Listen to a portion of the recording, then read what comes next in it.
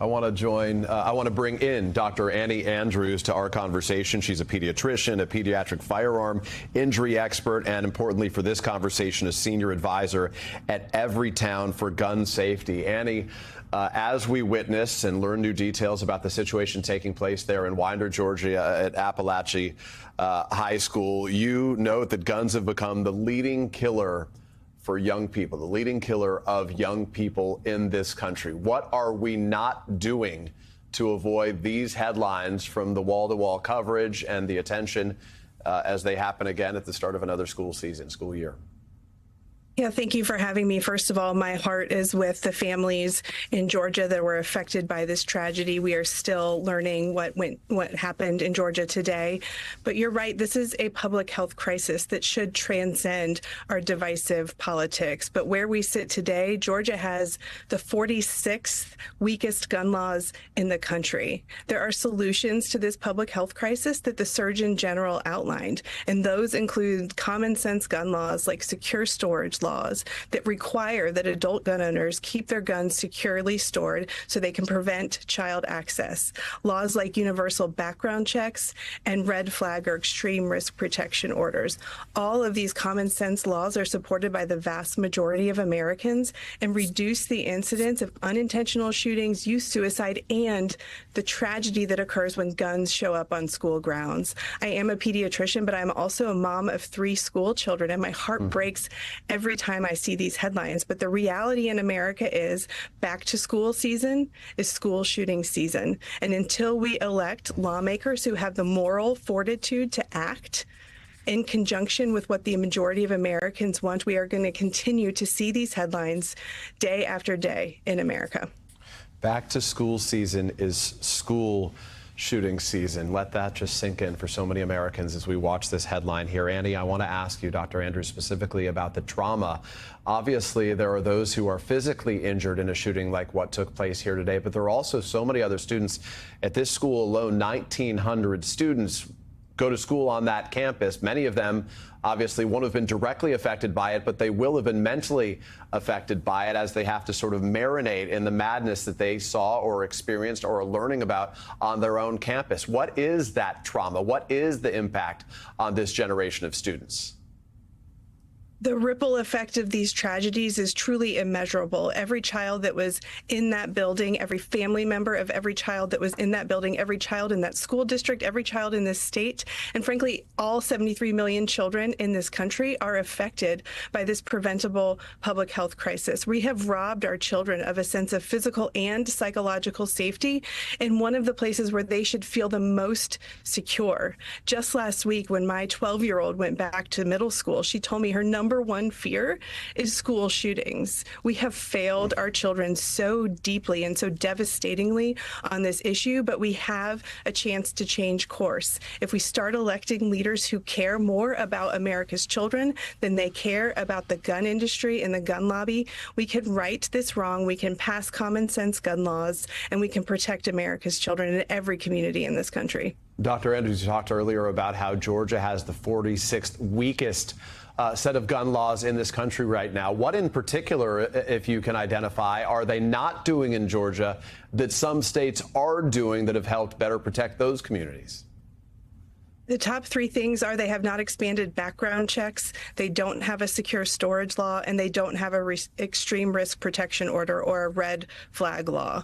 These 3 laws we know reduce the incidence of gun violence in communities. There is a direct, clear link between a state's gun law strength and the rate of firearm injury and mortality in that state. We need leaders in Georgia and leaders across this country to show moral courage and to act in a way that will protect America's children and protect all Americans in every community in this country.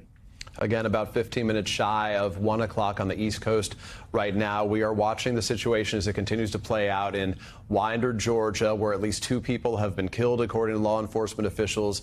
At least 4 others injured as a result of a school shooting that took place on this campus of nearly 2,000 students. We are told that 1 suspect is in custody based on the situation. What we're seeing there as an ambulance clears the scene right now. It appears that the situation has been if not completely, largely resolved right now. Not the same urgency that we saw from the law enforcement officials when we first came on the air a short time ago. And Annie, to you specifically, we talk about, what more can be done in these different places and the impacts this does have on students right now.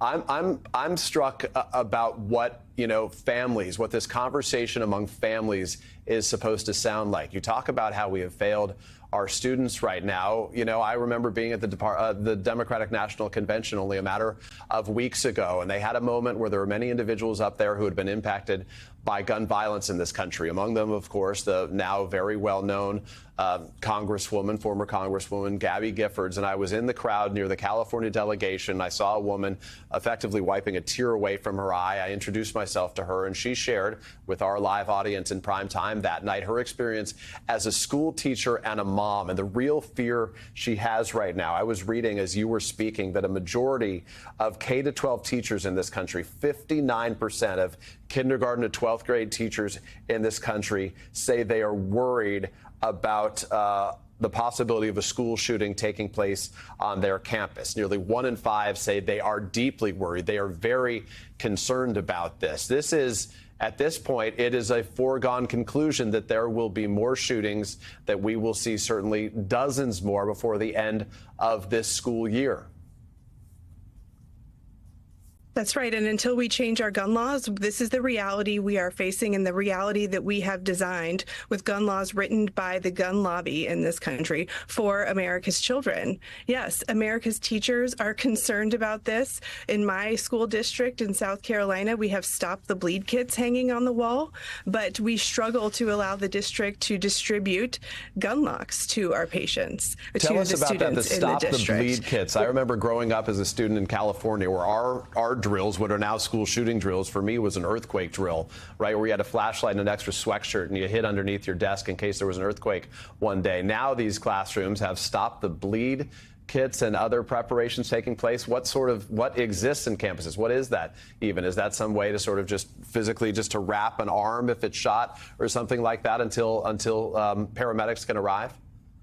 Yes, it's a bleeding control kit that hangs on every elementary school classroom wall in Charleston County School District. It was in my kindergarten daughter's classroom, and that is a reactive approach to this public health crisis. If we were to take a comprehensive public health approach to addressing this public health crisis, that would include preventative, proactive measures like passing common sense gun laws, like public education campaigns about the importance of secure firearm storage in the home as a means to reduce the incidence of guns showing up on school grounds. But instead, it is easier to hang Stop the Bleed kits, which frankly will do nothing to stop bleeding from an assault weapon injury.